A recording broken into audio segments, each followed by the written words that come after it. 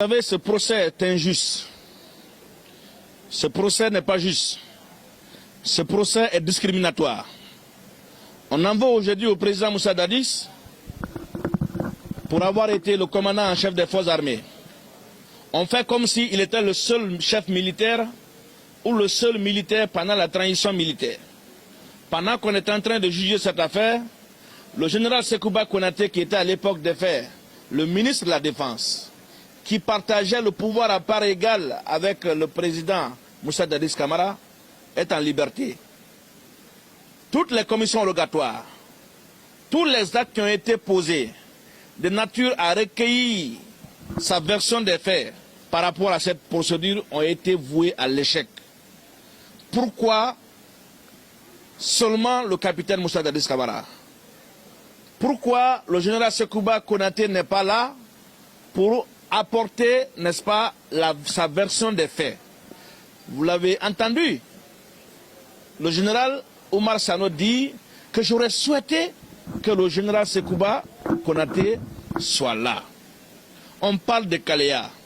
Mais le président Moussa Dadis vous a dit qu'en tant que chef de l'État, il n'était pas chargé du recrutement. C'était le ministre de la Défense qui était chargé du recrutement. Et tout à l'heure, le général Oumar Sano vous a dit que le général lui a avoué que l'affaire de Kaléa, c'était leur garde. Donc, si on doit interroger le capitaine Moussa Dadis sur le recrutement de Kaléa, il est bien normal, juste, logique et même raisonnable d'entendre aussi le général Sekouba Konaté. En refusant de le faire, c'est injuste. Et il y a quand même un facteur, un élément qui me dérange.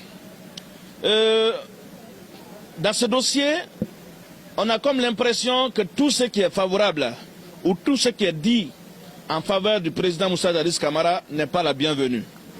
Quand c'est contre lui, le parquet prend ça comme agent comptant. Il y a des éléments, des pistes qui ont été donnés au parquet qui pourraient lui permettre d'étendre l'enquête sur des situations qui allaient être profitables à la manifestation de la vérité, mais le parquet refuse de se bouger et c'est vraiment déplorable. Le général Oumar Sano n'a pas voulu avoir le courage de ses réponses. Je pense qu'il sait beaucoup de choses dans cette affaire. Il a été témoin de l'exercice du pouvoir politique à un certain moment donné par le CNDD. Il était dans les rouages du pouvoir. Il connaît pratiquement les chefs militaires qui ont conduit la destinée de ce pays pendant cette période. Le général Oumar Sano a fait des affirmations qui sont confortées tant par les déclarations de certains accusés que par certains témoignages et même certains articles de presse. Donc dans mon intervention, j'ai fait en sorte pour confirmer la sincérité de la déposition qu'il a eu à faire et plus précisément sur d'abord la situation de l'armée à l'époque, le comportement des militaires et l'exercice effectif des fonctions du commandant de la garde présidentielle par le commandant Aboubakar Toumba Diakité. Si nous pouvons tous admettre que M. Aboubakar Toumba Diakité n'a pas bénéficié d'un décret ou d'un arrêté pour remplir les fonctions de commandant de la sécurité présidentielle, nous pouvons sans doute admettre, et c'est très patent, c'est visible, c'est constant, c'est indiscutable, que c'est bien lui qui a dans la réalité du pouvoir exercé les fonctions de commandant de la sécurité présidentielle. Il a lui-même affirmé devant ses avocats, dans les procès-verbaux d'interrogatoire, que c'est lui qui remplissait les fonctions de commandant du régiment chargé de la sécurité présidentielle. Ça, c'est la première chose.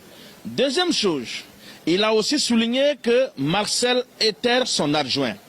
Et le général vous a dit tout à l'heure que Toumba était toujours avec Marcel et les deux étaient quasiment inséparables. Le secrétaire de M. Aboubakar Toumba Diakité lui-même a souligné dans son interrogatoire qu'il était à la fois le secrétaire de Toumba et le secrétaire du régiment.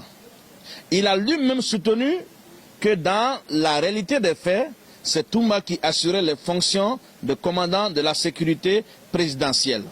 Raphaël, qui était son garde-corps, a clairement dit qu'au sein du régiment, ils étaient au nombre de 500 environ, et que la garde personnelle de M. Aboubakar Toumba Diakité était environ 500 personnes.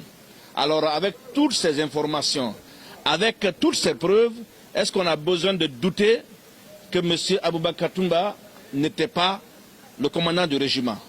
Mais écoutez, si nous voulons, en tout cas, nous coller aux faits, n'est-ce pas, tirer la conviction de ce dossier, des éléments du dossier, il est sans doute indiscutable que c'est bien lui qui était le commandant du régiment. C'est lui qui, sans ordre de sa hiérarchie, a dirigé, n'est-ce pas, les bérets rouges au stade du 28 septembre et dirigé et planifié et exécuté le massacre, les crimes qu'on est en train de poursuivre aujourd'hui.